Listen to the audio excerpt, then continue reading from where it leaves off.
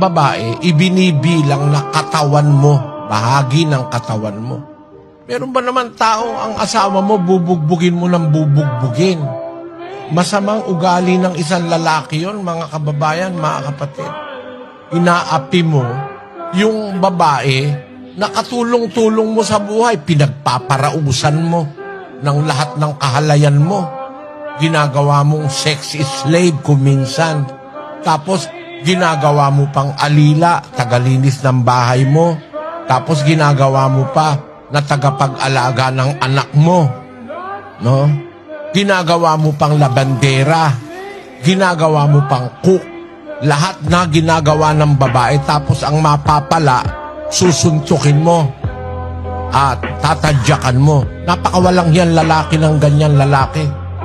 Sa Biblia, yung mga ganyan lalaki, walang pagmamahal yan sa asawa. At lalo na pag pati anak mo, sinasaktan mo na ng todo, hindi naman masama na ang anak paluin para sawayin kung mali. Pero yun ba, bubugbugin mo na ang anak mo, sasaktan mo na ng sasaktan, masama ng ugali ng isang lalaki yon, mga kababayan. Siguro, ang lahat ng matitinong tao kukomporme sa akin. Lahat ng taong matitino, hindi mo sasaktan ng iyong sarili. Eh ang asawa,